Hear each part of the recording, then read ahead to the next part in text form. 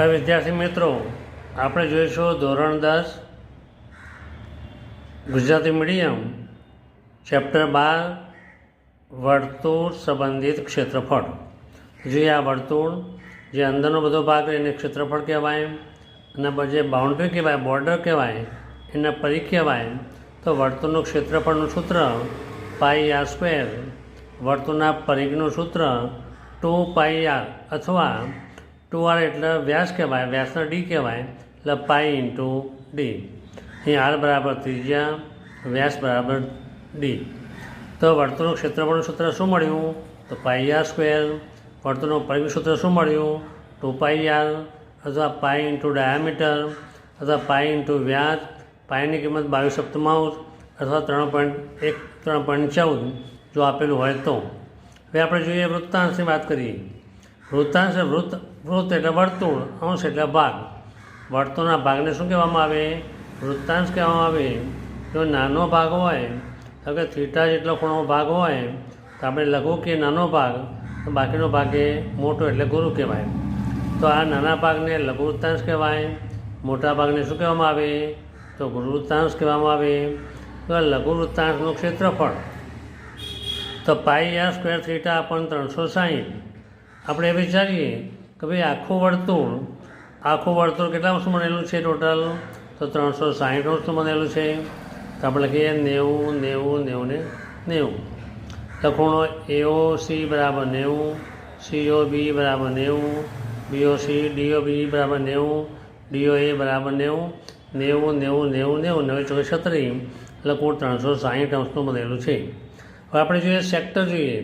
તો આપણે થીટા ખૂણો લઈએ તો ક્ષેત્રફળ A બરાબર, વૃત્તાંશનું ક્ષેત્રફળ A બરાબર થીટા જેટલો ભાગ લીધો. શેમાંથી લીધો? તો આખા વર્તુળમાંથી લીધો. આખા વર્તુળ કેટલાનું બનેલું હોય? 360 અંશ. તો વર્તુળનું ક્ષેત્રફળ πr². એ વૃત્તાંશનું ક્ષેત્રફળ એ સૂત્ર બની ગયું. કયું બની ગયું? તો πr² થીટા છેદમાં 360, અથવા આ પણ લખાય થીટા / 360 ગુણ્યા πr². કોઈ પણ આપણે લખી શકીએ.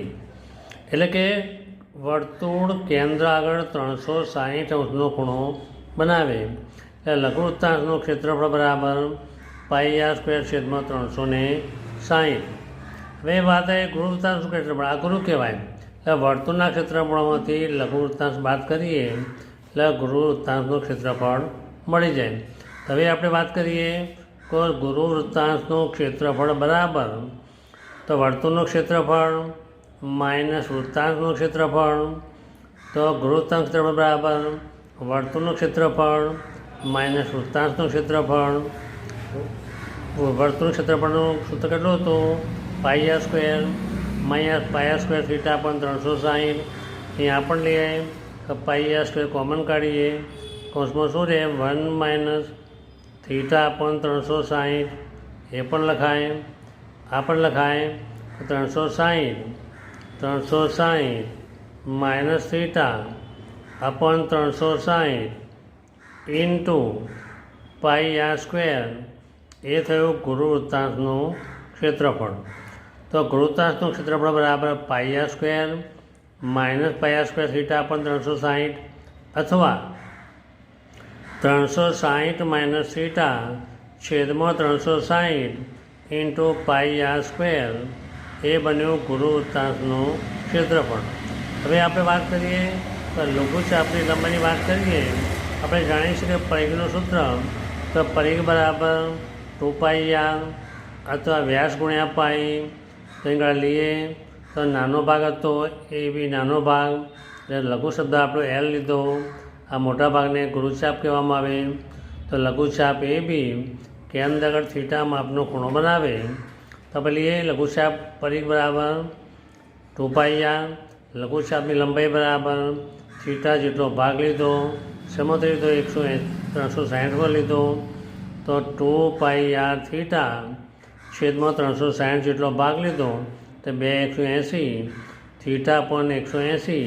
તો πr થીટા / 180 એ લઘુચાપની લંબાઈનું સૂત્ર મળ્યું. તો સૂત્ર કેવી રીતે આવ્યું? તો પરિઘ બરાબર 2πr હતું. આપણે થીટા જેટલો ભાગ લીધો, કેટલામાંથી લીધો?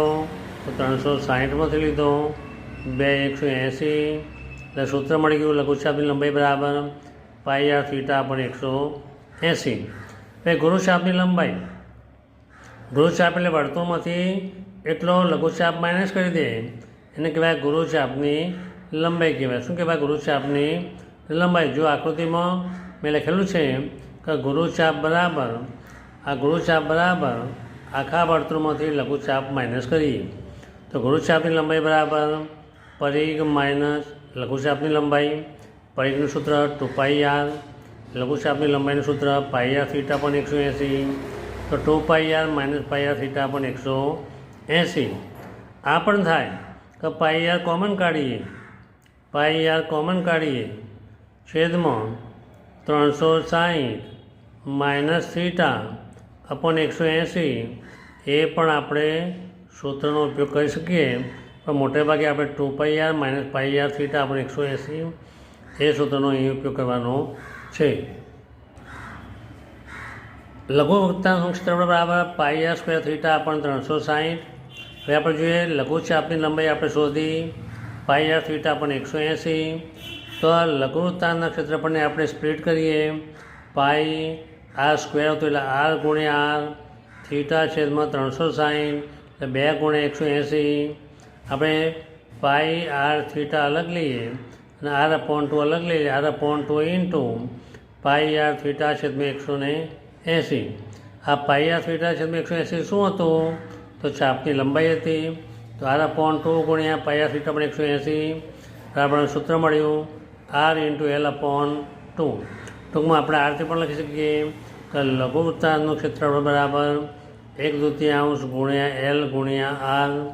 એ ત્રિકોણની વાત કરીએ કે જો ત્રિકોણ કાટકોણ ત્રિકોણ હોય તો કાટકોણ ત્રિકોણ બનાવતી બે બાજુઓ લઈએ. એકને પાયો કહેવાય, બીજાને વેધ કહેવાય. જો સિમ્પલ ત્રિકોણ લઈએ તો નીચેનો પાયો, વેધ. જો 3 ખૂણા સરખા હોય એટલે કે 60 અંશના ખૂણા હોય તો બાજુ કેવી થઈ જાય? તો સરખી થઈ જાય એટલે સમબાજુ ત્રિકોણ થાય. તો આપણે જોઈએ કે ત્રિકોણની વાત કરીએ તો આ કાટકોણ ત્રિકોણ AOB, ખૂણો O બરાબર 90. તો ત્રિકોણનું ક્ષેત્રફળ બરાબર 1/2 પાયો OA લઈએ તો વેધ OB લેવાય, અથવા પાયો OB લઈએ તો વેધ OA લેવાય. 1/2 ગુણ્યા પાયો ગુણ્યા વેધ. એટલે ખૂણો 60 અંશનો આપેલો હોય તો 3 ખૂણા 60 અંશનો આપેલા હોય એટલે 3 બાજુ કેવી થઈ જાય? તો સરખી થઈ જાય. એટલે કેવો થઈ ગયો? સમબાજુ ત્રિકોણ થઈ ગયો. તો સમબાજુ ત્રિકોણનું ક્ષેત્રફળ બરાબર વર્ગમૂળમાં 3/4 ઇન્ટુ બાજુનો વર્ગ. વર્ગમૂળમાં 3/4 કૌંસમાં જેટલી બાજુ આપેલી હોય બાજુનો વર્ગ એ મોટે ભાગે ત્રિજ્યા એટલે ત્રિજ્યાનો વર્ગ. હવે આપણે લઈએ કે હવે લઘુ વૃત્તખંડ અને ગુરુ વૃત્તખંડ. ખંડ એટલે વૃત્તાંશનો ભાગ, વર્તુળનો ભાગ. વૃત્તાંશ લઘુવૃત્ત, લઘુવૃત્ત ખંડ એટલે લઘુવૃત્તનો ભાગ, એટલે લઘુવૃત્ત ખંડ કહેવામાં આવ્યો. એમાં મોટો ભાગ હતો વર્તુળનો એ કહેવાય ગુરુવૃત્તખંડ કહેવાય. તો લઘુવૃત્તખંડનું ક્ષેત્રફળ બરાબર વૃત્તાંશનું ક્ષેત્રફળ માઇનસ ત્રિકોણનું ક્ષેત્રફળ. હવે આપણે વૃત્તાંશ ક્ષેત્રફળ જોયું pi r square theta upon 360, અથવા એ પણ લઈએ કે theta upon 360 into pi r square minus ત્રિકોણનું ક્ષેત્રફળ 1/2 ગુણ્યા પાયો ગુણ્યા વેધ એ પણ લેવાય. જો સમબાજુ હોય તો √3 અપોન 4.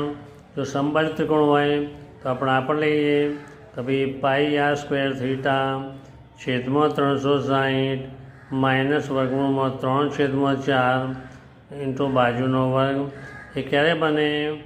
જ્યારે સમબાજુ ત્રિકોણ આપેલો હોય ત્યારે. હવે વિદ્યાર્થી મિત્રો આપણે સ્વાધ્યાયની વાત કરીએ. સ્વાધ્યાય 12.1 પ્રશ્ન નંબર 1. બે વર્તુળની ત્રિજ્યા અનુક્રમે 19 અને 9 સેન્ટીમીટર હોય. જે પરિઘના આ બે વર્તુળના પરિઘના સરવાળા જેટલો હોય તેવા વર્તુળની ત્રિજ્યા શોધો. તો બે વર્તુળ આપેલા છે, એકની ત્રિજ્યા 19, બીજું નાનું વર્તુળ આપેલું છે એની ત્રિજ્યા 9. બંને વર્તુળની પરિઘને કાપી એક મોટું વર્તુળ બનાવ્યું. તે મોટા વર્તુળનું ત્રિજ્યા કેટલી એ આપણે શોધવાની છે. તો બે વર્તુળની ત્રિજ્યા અનુક્રમે 19 અને 9 છે. તો કે પહેલા વર્તુળની ત્રિજ્યા R1 બરાબર 19, બીજા વર્તુળની ત્રિજ્યા R2 બરાબર 9. પ્રથમ વર્તુળનો પરિઘ બરાબર C1, બીજા વર્તુળનો પરિઘ બરાબર C2, જે નવું વર્તુળ બનાવ્યાનો પરિઘ બરાબર C. પણ વર્તુળના પરિઘનું સૂત્ર 2πr. તે મોટા વર્તુળનો પરિઘ બરાબર પહેલા વર્તુળનો પરિઘ વત્તા બીજા વર્તુળનો પરિઘ. પરિઘ માટે આપણે C લીધું હતું, તો C બરાબર C1 પ્લસ C2. એ પરિઘનું સૂત્ર 2πr બરાબર પહેલા ત્રીજા માટે 2πr1 પ્લસ 2πr2. 2πr એ 2πr કોમન નીકળી ગયું, 2πr કોમન કાઢ્યું, કૌંસમાં R1 વત્તા R2. બંને બાજુ 2π કેન્સલ થઈ ગયું, તો R બરાબર R1 વત્તા R2. તો આપણા પાસે R1 કેટલું હતું? તો R1 19 હતું. R2 કેટલું હતું? તો 9 હતું. તો R1ની જગ્યાએ 19 મૂકી દઈએ, R2ની જગ્યાએ 9 મૂકી દઈએ, તો આપણે મળી જાય R બરાબર 19 વત્તા 9. તેથી R બરાબર 19 અને 9 28 સેન્ટીમીટર. તેથી નવા વર્તુળની ત્રિજ્યા 28 સેન્ટીમીટર. બીજો દાખલો વાત કરીએ. બે વર્તુળની ત્રિજ્યા અનુક્રમે 8 અને 6 સેન્ટીમીટર છે. જે વર્તુળનું ક્ષેત્રફળ આ બે વર્તુળના ક્ષેત્રફળના સરવાળા જેટલું હોય તો વર્તુળની ત્રિજ્યા શોધો. એ શું આપેલું છે? તો બે વર્તુળ આપેલા છે, બંનેની ત્રિજ્યા આપેલી છે, એક 8 અને બીજું 6. તો બે વર્તુળનું ક્ષેત્રફળ શોધવાનું છે આપણે. તો કે પ્રથમ વર્તુળની ત્રિજ્યા R1 એ ક્ષેત્રફળ A1 લઈએ, બીજા વર્તુળની ત્રિજ્યા R2 ક્ષેત્રફળ A2 લઈએ. તો નવા વર્તુળની ત્રિજ્યા R બરાબર તો R1 બરાબર 8, R2 બરાબર 6 સેન્ટીમીટર. તો હવે નવા વર્તુળનું ક્ષેત્રફળ બરાબર તો પહેલા વર્તુળનું ક્ષેત્રફળ વત્તા બીજા વર્તુળનું ક્ષેત્રફળ. તો નવા વર્તુળની ત્રિજ્યા કેટલી? તો આપણે એક નાનું વર્તુળ, બીજું 6 સેન્ટીમીટર, 8 અને 6, એમાં એક મોટું વર્તુળ બનાવ્યું. તો મોટા વર્તુળનું ત્રિજ્યા કેટલી જો બંને ક્ષેત્રફળ શોધવાનું હોય ત્યારે? તો વર્તુળનું ક્ષેત્રફળ બરાબર πr², πr1² પ્લસ πr2². તેથી પાઈ કોમન કાઢ્યું, પાઈ વધ્યું, R1² વત્તા R2², પાઈ કેન્સલ. તો R² બરાબર R1² વત્તા R2². એ R1ની કિંમત 8 હતી, R2ની કિંમત 6 હતી. એટલે R² બરાબર 8નો વર્ગ બરાબર 64, 6નો વર્ગ બરાબર 36. તો R² બરાબર 100. તેથી R બરાબર 10 સેન્ટીમીટર. તેથી નવા વર્તુળની ત્રિજ્યા બરાબર 10 સેન્ટીમીટર. આપણે શું શોધવાનું હતું? કે જો બે વર્તુળનું માપ આપેલા હોય ત્રિજ્યાનું માપ, એનો ત્રીજા વર્તુળનું ક્ષેત્રફળ જેટલું થતું હોય તો ત્રીજા વર્તુળનું ક્ષેત્રફળ બરાબર R² બરાબર R1² વત્તા R2². એ MCQમાં પણ વાપરી શકીએ કે ભાઈ R² બરાબર R1² વત્તા R2². તો ફક્ત ક્ષેત્રફળ માટે આપણે સૂત્ર વાપરી શકીએ. તો R² બરાબર 100, R બરાબર 10. નવા વર્તુળની ત્રિજ્યા કેટલી મળી? 10 સેન્ટીમીટર. પ્રશ્ન નંબર 3. આકૃતિમાં તીરંદાજીનું લક્ષ્ય કેન્દ્રની બહારની તરફ સોનેરી કલર, લાલ કલર, ભૂરું, કાળું, સફેદ એમ 5 ભાગમાં દર્શાવેલું છે. આ સોનેરી કલર, લાલ કલર, બ્લુ વાદળી કલર, બ્લેક કલર અને છેલ્લું વ્હાઇટ કલર એમ 1, 2, 3, 4 ને બીજું 5મું એમ 5 ભાગમાં વહેંચેલું છે. ભાઈ સોનેરી કલરની જે ત્રિજ્યા આપેલી હોય, વ્યાસ આપેલો 21 આપેલો. તો વ્યાસ કેટલો આપેલો? 21. અને દરેક ભાગની જે પહોળાઈ આપેલી હતી 10.5 સેન્ટીમીટર. તો જે સોનેરી રંગના વર્તુળનો વ્યાસ બરાબર 21 સેન્ટીમીટર, એ ત્રિજ્યા બરાબર વ્યાસ ભાગ્યા 2 10.5. તે R1 બરાબર 21/2 લઈએ અથવા 10.5 સેન્ટીમીટર લઈએ તો પણ ચાલી જાય. એ આપણે શોધવાનું કે ભાઈ સોનેરી ભાગનું ક્ષેત્રફળ કેટલું, લાલ ભાગનું ક્ષેત્રફળ કેટલું, વાદળી ભાગનું ક્ષેત્રફળ કેટલું, બ્લેક ભાગનું ક્ષેત્રફળ કેટલું, સફેદ ભાગનું ક્ષેત્રફળ કેટલું. તો આપણે પહેલાં દરેક વર્તુળના ક્ષેત્રફળ શોધી નાખીએ આપણે. હવે A2 બરાબર, તો બીજું વર્તુળ જેમાં સોનેરી ભાગ વત્તા લાલ ભાગ આવતો હોય તો ત્રિજ્યા 10.5 વત્તા 10.5 પટ્ટાની પહોળાઈ 21 સેન્ટીમીટર. પાઈ r સ્ક્વેર 22 સપ્તમાંશ ગુણ 21 ગુણ 21, 7 ગુણ 7, 7 તરી 21, 22 તરી 66 ગુણ્યા 21, તો 66 ગુણ્યા 21 કરીએ આપણે તો 1386 ચોરસ સેન્ટીમીટર મળે. તેથી A2 બરાબર 1386 ચોરસ સેન્ટીમીટર. આ બીજા વર્તુળનું ક્ષેત્રફળ મળ્યું. હવે ત્રીજા વર્તુળની ક્ષેત્રફળની વાત કરીએ તો ત્રીજા વર્તુળની ત્રિજ્યા બરાબર શું થાય કે પહેલું બીજું વત્તા પટ્ટાની પહોળાઈ એટલે 21 વત્તા 10.5 એટલે કે 31.5 સેન્ટીમીટર. તો ત્રીજા વર્તુળનું ક્ષેત્રફળ, ત્રીજા વર્તુળમાં ક્ષેત્રફળ શું મળશે આપણને? સોનેરી ભાગ, લાલ ભાગ, વાદળી ભાગ પાઈ r સ્ક્વેર 22 સપ્તમાંશ ગુણ્યા 315/10 ગુણ્યા 315/10. ત્યાં છે ઉડાડીએ તો 5 × 2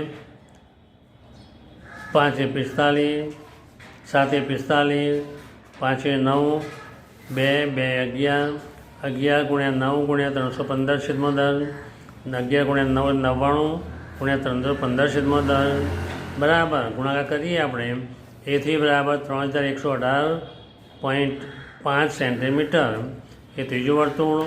એ ચોથા વર્તુળની વાત કરીએ તો ચોથા વર્તુળમાં ત્રિજ્યા કેટલી થઈ છે? 31.5 વત્તા 10.5 બરાબર 42 સેન્ટીમીટર. તો 42 સેન્ટીમીટરનું વર્તુળ શોધીએ. A4 બરાબર ચોથા વર્તુળનું ક્ષેત્ર બરાબર સોનેરી, લાલ, વાદળી અને કાળું. તો પાઈ r ફોર સ્ક્વેર 22 સપ્તમાંશ ગુણ્યા 42 ગુણ્યા 42, 7 × 7 7 × 42, તો 22 ગુણ્યા 6 એટલે 132 ગુણ્યા 42, 132 ગુણ્યા 42 કરીએ આપણે એટલે 5544 સેન્ટીમીટર સ્ક્વેર મળે. એ પાંચમા વર્તુળની વાત કરીએ. છેલ્લું વર્તુળ હતું એમાં સોનેરી ભાગ હતો, લાલ ભાગ હતો, વાદળી ભાગ હતો, કાળો ભાગ હતો અને સફેદ ભાગ. એની ત્રિજ્યા જોઈએ તો 42 વત્તા 10.5 કરીએ તો ત્રિજ્યા મળી 52.5 સેન્ટીમીટર.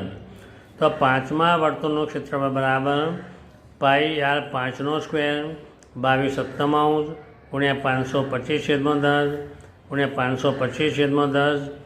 તો 5 × 2 5 × 105, 7 × 15, તો 11 ગુણ્યા 15 ગુણ્યા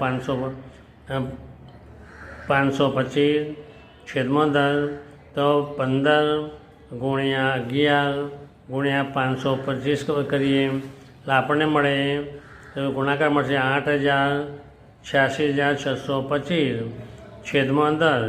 એક પોઈન્ટ કાપીએ આપણે એટલે 8,662.5 સેન્ટીમીટર સ્ક્વેર. આમ પહેલા વર્તુળનું, બીજા વર્તુળનું, ત્રીજા વર્તુળનું, ચોથા વર્તુળનું, પાંચમા વર્તુળનું, આમ 5 વર્તુળના ક્ષેત્રફળ આપણે શોધ્યા. હવે આપણે જોયું સોનેરી રંગના પટ્ટાનું ક્ષેત્રફળ 346.5 સેન્ટીમીટર આપણે શોધ્યું. પછી લાલ રંગના પટ્ટાનું ક્ષેત્રફળ બરાબર તો બીજા વર્તુળ માઇનસ પહેલા વર્તુળનું ક્ષેત્રફળ બાદ કર્યું 1386 માઇનસ 346.5. આપણે લાલ રંગના પટ્ટાનું ક્ષેત્રફળ કેટલું મળ્યું તો 1386માંથી 346.5 બાદ કરીએ એટલે 10,1039.5 આટલું ક્ષેત્રફળ મળ્યું. એ કાળાનું ક્ષેત્રફળ બરાબર વાદળીનું ક્ષેત્રફળ બરાબર A3 માઇનસ A2 3118.5 માઇનસ 1386 તો બાદબાકી કરીએ એટલે 1732.5 મળ્યું. એટલે વાદળી રંગના પટ્ટાનું ક્ષેત્રફળ બરાબર 1732.5. એમ કાળા રંગના ક્ષેત્રફળ બરાબર A4 માઇનસ A3. સફેદ રંગના પટ્ટાનું ક્ષેત્રફળ A5 માઇનસ A4 તો મળ્યું આપણે 3118.5. એમ 5 રંગના પટ્ટાનું ક્ષેત્રફળ આપણને મળ્યું. તો વિડીયો સારો લાગ્યો હોય તો સબસ્ક્રાઈબ અને લાઈક કરજો. હવે પછી બીજા વિડીયોમાં આપણે જોઈશું. પ્રશ્ન નંબર 4થી આગળ જોઈશું. Thank you very much.